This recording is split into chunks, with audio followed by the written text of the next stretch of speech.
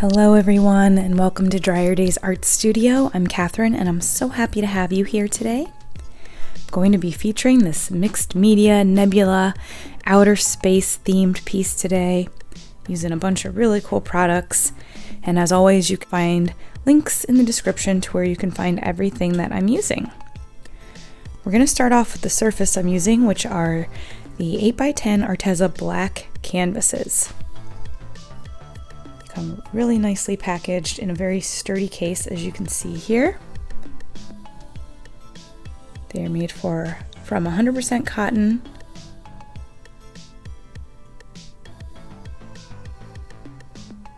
They are primed and ready to go. They are individually wrapped, which is really nice.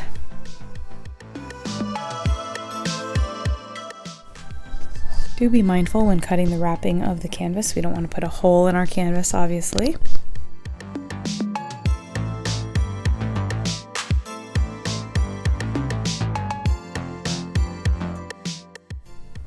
I'm going to show you a technique of how I like to make my stars on the black canvas. I just use white acrylic paint, a small brush, get the brush really wet, get the paint really wet. I was using a heavy-bodied white here, so it was really thick. And then I'll just use another brush and lightly tap. And again, getting more moisture in there and some more paint. You can see, make stars of varying sizes. I really like this technique because you do get so many different sizes, and I think it really does look like outer space that way.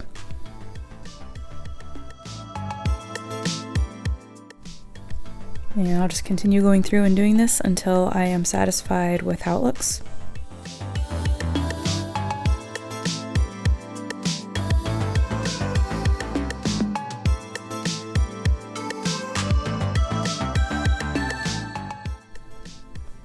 I've waited overnight for those stars to fully dry, and to create the nebula background I am going to just use a clear coat of clear resin.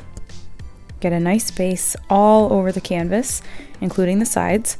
I do have the back of this taped, and I did cut a piece of cardboard to fit in the back of this canvas right in between the wood cradle in the back there. And what that cardboard is going to do is help keep the canvas up so that we don't get the resin pooling into the middle. I don't typically pour resin on canvas a whole lot because of this reason, but I like these smaller canvases. You can cut a really small piece of cardboard and stick it up underneath there to keep that canvas nice and stable.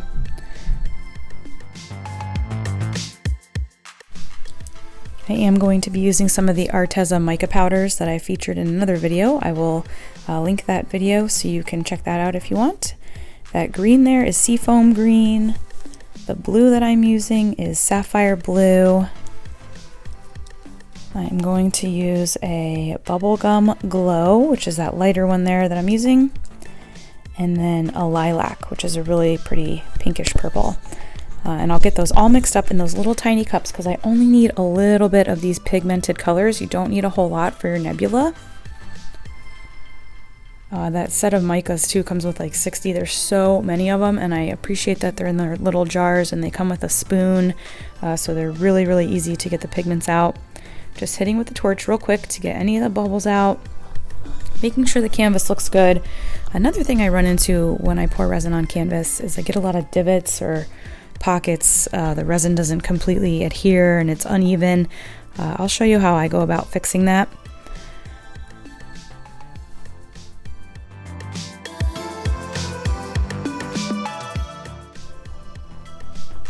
Coming in with the green first, I will use my stick to right there get ribbons of color.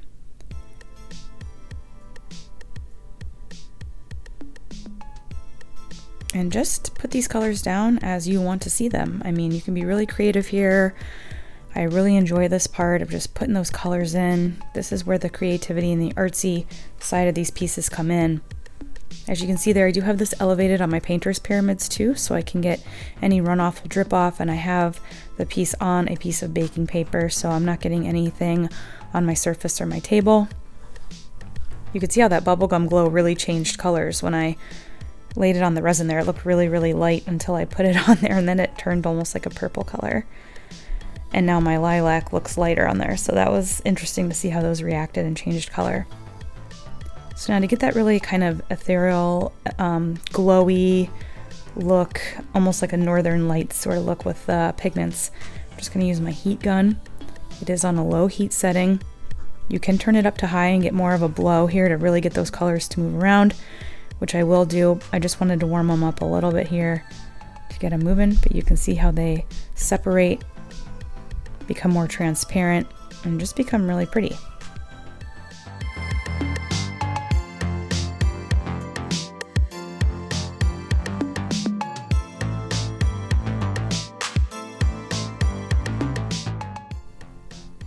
As I was working the resin and watching where the colors were going, I did want to add a few pigments here and there. And again, we'll just hit with the heat gun. And I will keep doing that until I am satisfied with how the piece looks.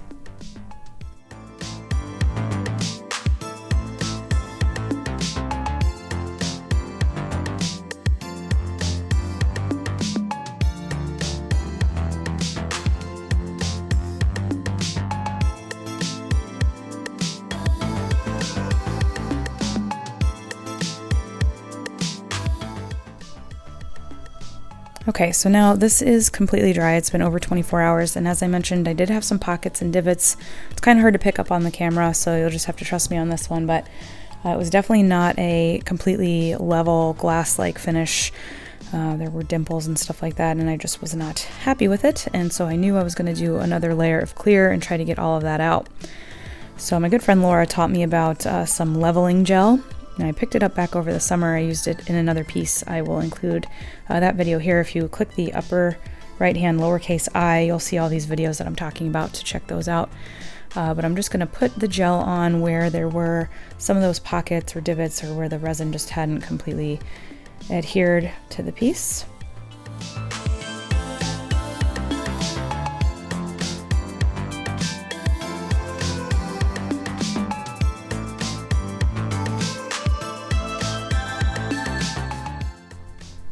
I had to let the leveling gel dry, and now my lighting is a lot darker. I apologize. I'm just showing there, gently sanded the piece using an alcohol wipe to get up any extra oils. I tried not to touch this at all with bare hands. I had my gloves on, but you never know. Sometimes stuff still gets on there, and you will get those pockets and divots if there's any kind of oil on the surface. So I love those rubbing alcohol wipes. Again, all the stuff that I use, guys, you can find down in the description if you need stuff for your studio. But just doing a clear coat here. And as you can see, that leveling gel did dry clear. You can't see it at all. And like I said, I did sand just a little bit just to scuff the surface up a little bit for that resin to adhere to. But as soon as that resin goes on top of it, all of those scratches will disappear.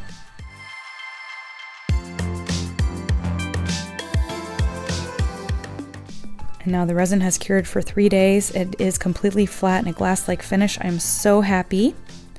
And now I'm using another mica pigment powder from Arteza, and this is aptly named Space Gray.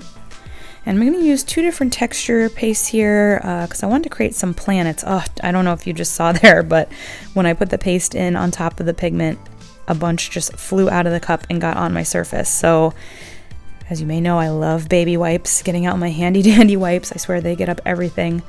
But thankfully, this was totally cured, so it came right off and you couldn't tell at all. So just using the lid from a jar I had in my studio for some other product, I get this where I want, lightly pressing, and just use a ballpoint pen to come around here.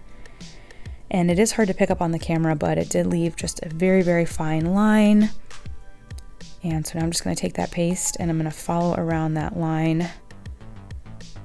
There was a line there, it's just the camera was not picking it up at all. I apologize, but so this is going to give me a nice circle, and I'm going to keep working it around, filling in that circle, and then using the popsicle stick to get the shape that I want.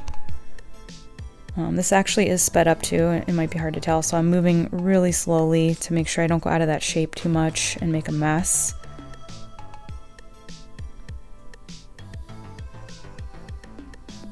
Once I have the whole space covered, I just kind of work it around till I get the texture that I want.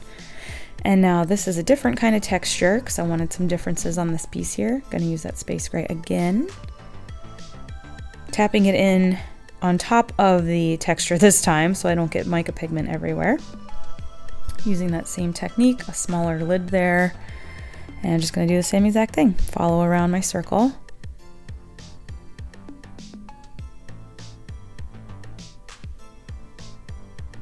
I did a nebula a while back as part of a challenge. I'll include that video here as well. And I just kind of left it. I didn't add any planets or do anything like that. And I decided with this one, I wanted to do more mixed media. I wanted to add other elements to it. So this was kind of really going out of the box for me, but I think it's really cute. I really like how it turned out. So, you know, I distribute glitter. I love glitter. And I wanted to incorporate, because it just looked kind of plain. This looked a little plain to me, so I decided we were going to add some glitter. So using just clear Elmer's glue, trying to make as thin of a line as I can to make a ring for this planet. Now Elmer's glue does take a while to dry and it will kind of spread out, and I knew that, and I had the option of using my hot glue to make a more even strip. And this is the Paris Lights glitter right here. This is part of my sparklers line in my online store. Beautiful, beautiful glitter. It's also cosmetic grade. But anyway, back to the glue. I didn't want the thick line of the hot glue, which sometimes can happen. I wanted it more flush. So you'll see how it turns out here in a minute. There I just did kind of like a glob of glitter. I wanted to make kind of a big star there. I'm gonna use the same technique here on the small planet, just a small thin ribbon of clear glue. And this time I'm going to use Paradise Bay. This is a really beautiful blue sparkler available in my store. I'm going to use this in a beach piece too that's coming out this week, and it looks so beautiful in the ocean beach pours.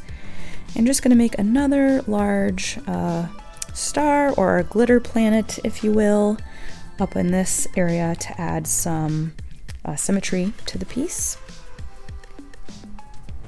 And of course I will let that sit and dry. Let this sit and dry for about a day. And then I used a dry brush over my trash can to gently knock off all of the extra glitter. And here we are.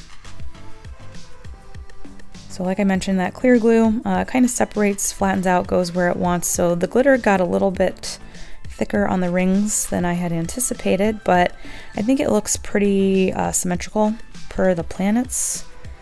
So yeah, I think this is a cute little piece. I really like how it turned out. Those canvases are really, really nice. Again, please check out the video description for everything that I used.